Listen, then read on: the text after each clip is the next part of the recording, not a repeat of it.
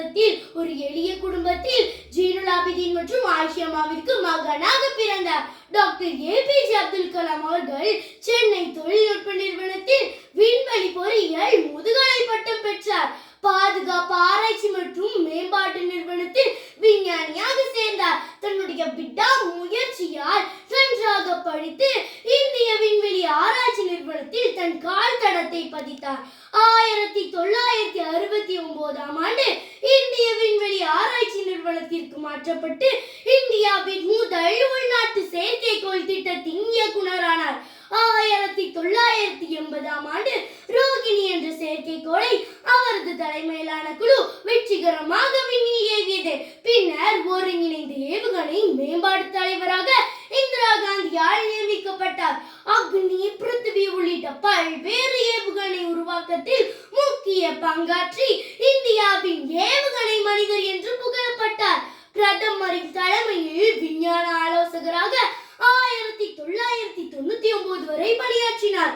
1998இல் போக்ரான் அணுகுண்டு சோதனையில் வெற்றிகரமாக செயல்படுத்தி பெரும் புகழையும் பாராட்டையும் பெற்றார்.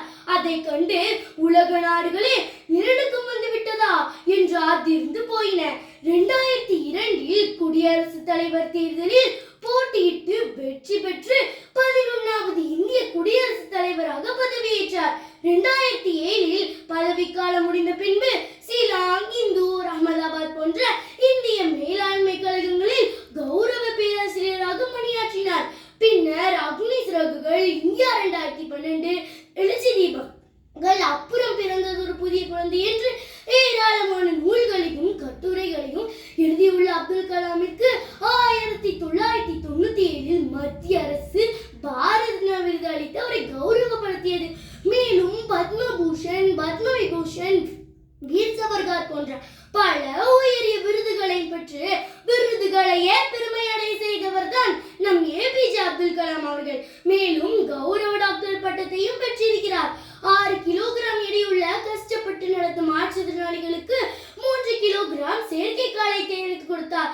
மேலும் போலியோவால் பாதிக்கப்பட்டோருக்கு எடை குறைந்த காலிஃபர், இதய நோய்களுக்கு ஸ்டெண்ட் கருவி போன்றவற்றையும் உருவாக்கினார்.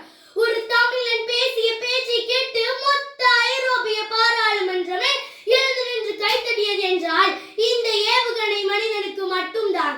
யாதும் ஊரே யாவரும் கேளீர் என்ற ஒற்றை வார்த்தை கூறி ஒட்டுமொத்த அரங்கத்தையும் கைத்தட்டல் அதிர வைத்த ஒரு தமிழன். ஒரு நாடு ஒரு தமிழன் வந்த நாளையே அறிவியல் தினமாக கொண்டாடுகிறது.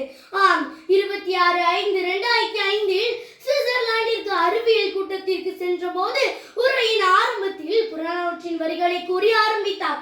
பின் இளைஞர்களை பார்த்து, இளைஞர்களே, அறிவியல் என்பது ஆய்வு கூடத்தில் இருக்கும் ஒரு பொருள் இல்லை, தேசத்தை காப்பாற்றும் ஒரு கருவி என்று பறைசாற்றினார்.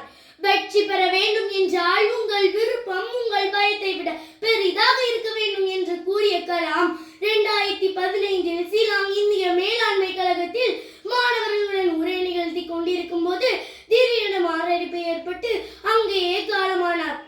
உறக்கத்திலே வருவதல்ல கனவு, உன்னை உறங்க விடாமல் செய்வதே கனவு என்று கூறிய கலாமிற்கு தனது வாழ்நாளில் புத்தகங்கள் மற்றும் வீணை மட்டுமே அவருக்கு சொத்தாக இருந்தது. நமது பிறப்பு ஒரு சம்பவமாக இருக்கலாம், ஆனால் நமது இறப்பு ஒரு சரித்திரமாக இருக்க வேண்டும் என்று கூறிய ஏவுகணை நாயகன், இந்திய மண்ணின் தூயவன், ராமேஸ்வரத்தின் முத்து, இந்திய மக்களின் சொத்து, உழைப்பால் உயர்ந்த உத்தமன், களைப்பில்லாமல் கடமையாற்றிய வித்தகன், உயரம் தொட்டும் உலகம் சுற்றியும் எளிமை மாறவில்லை, அவரை போல் இந்த உலகில் வேறு யாரும் இல்லை, உலகம் உள்ள நாள் வரைக்கும் கலாம் ஐயாவின் புகழ் வணக்கும் என்று கூறி முடிக்கிறேன். வணக்கம்.